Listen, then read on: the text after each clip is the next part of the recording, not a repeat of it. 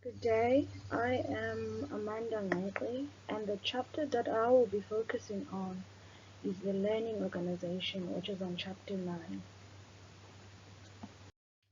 After reading this chapter, you should be able to discuss the learning cycle, define the learning organization, discuss the different disciplines of learning, and also discuss the activities that an organization needs to be skilled.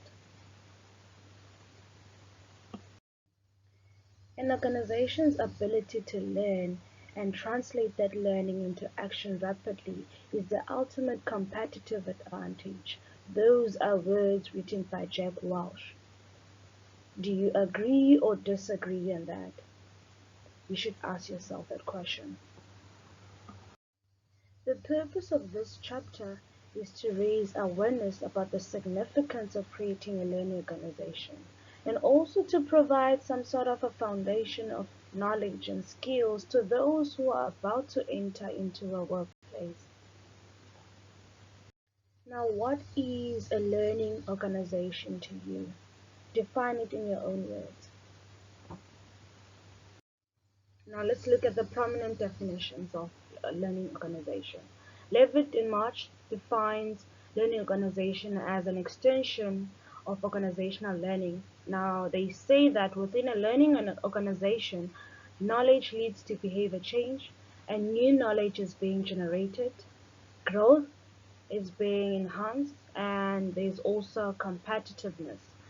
Coldacre includes learning includes the behavior change based on existing capacity of the organization.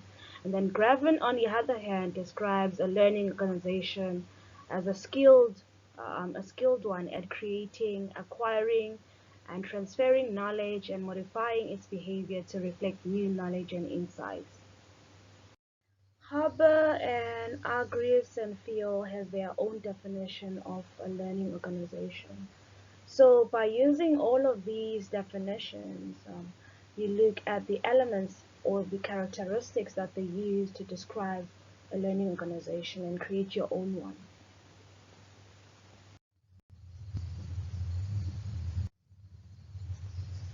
Graven further mentions that the learning organization needs to be skilled at 5 main activities.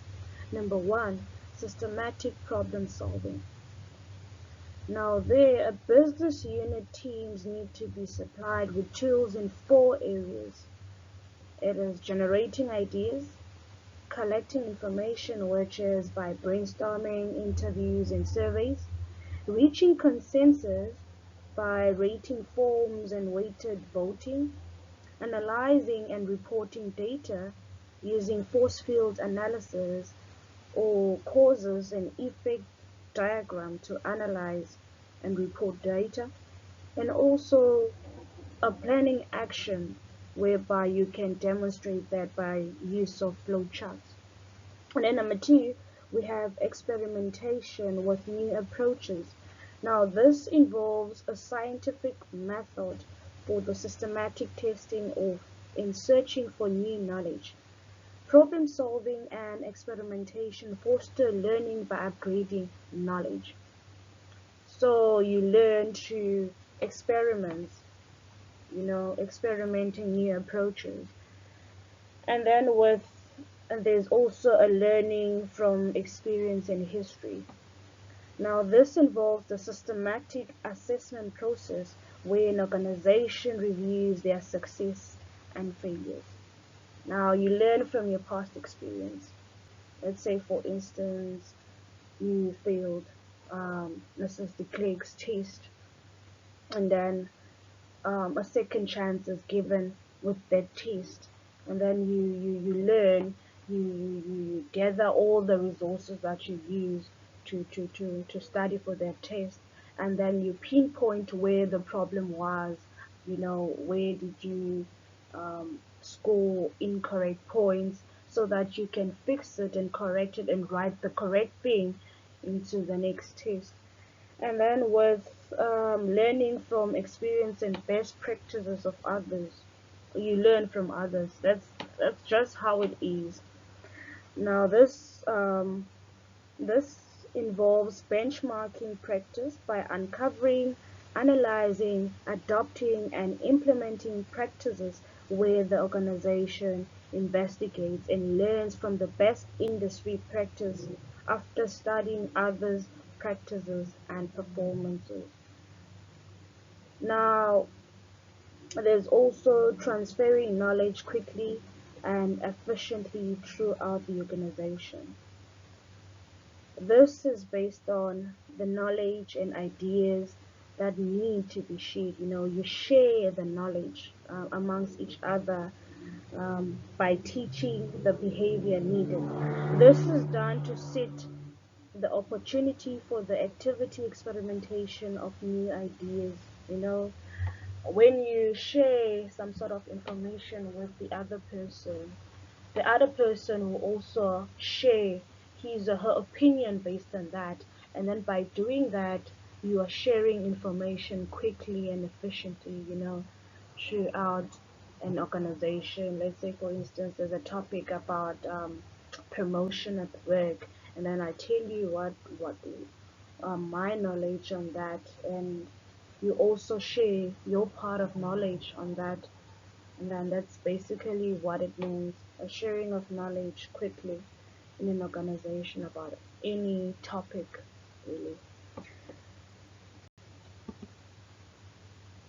On the activities that an organization needs to be skilled at, I uploaded a Word document that explains everything by point together with examples that you can use.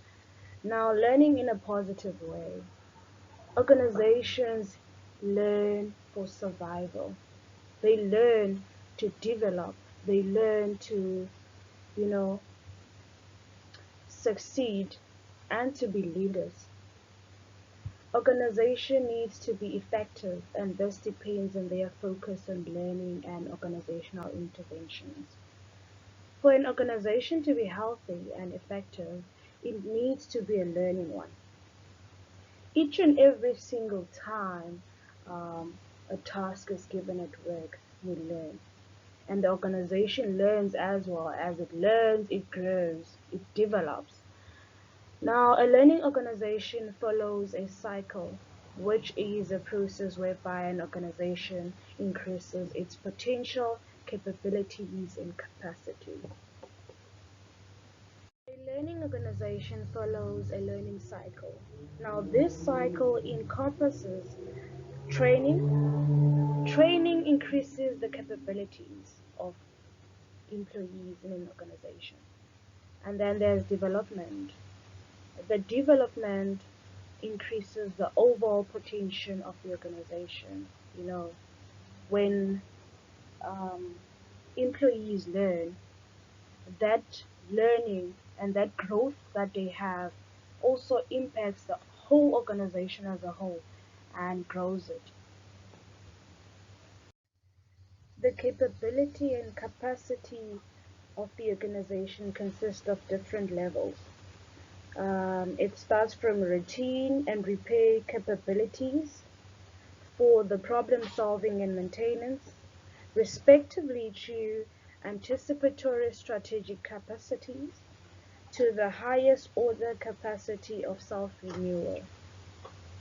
That's basically the capability and capacity of an organization level.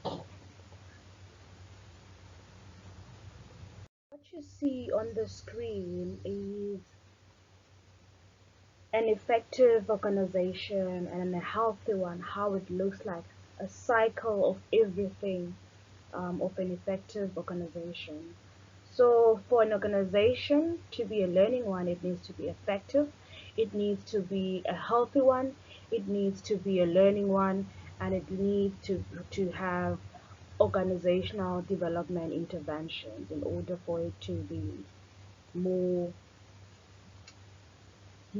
effective and growing. Oh God.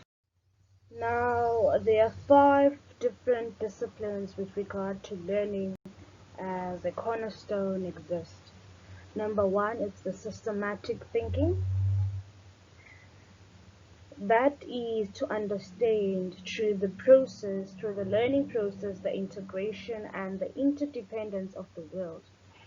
Number two is the personal mastery. That is a lifelong learning and personal clarification of visions and challenges that exist in the changing world of work. Employees should commit themselves to the process. Number three, they are mental models. That is to develop reflection and inquiry skills and awareness, and also to test the assumptions and generalization where we hold about the world. And there's number four, which is building shared visions.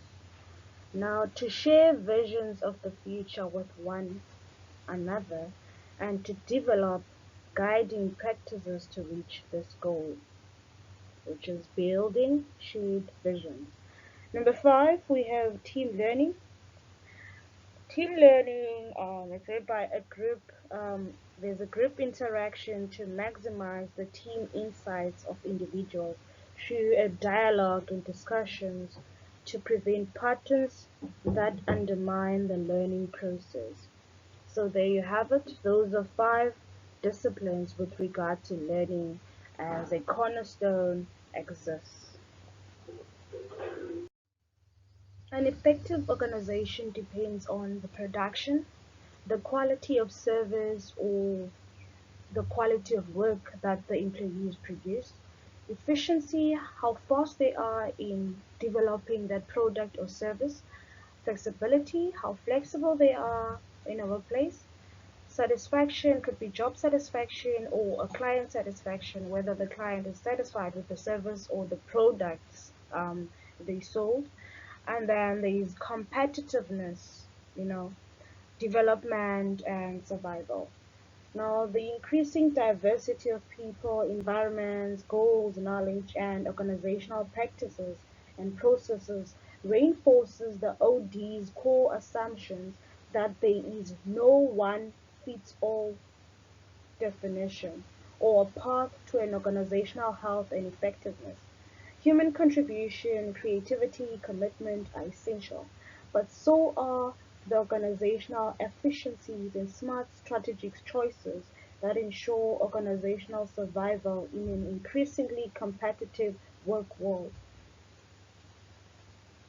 OD, for an example, has an increasingly important role to play in the world where individuals have morphed into human capital, where learn, mean too often reduces an emphasis on quality of work life, where an unrelenting focus on bottom line profits trumps loyalty and learning, and where ethical decisions made across sectors seems akin to standing on shifting sands.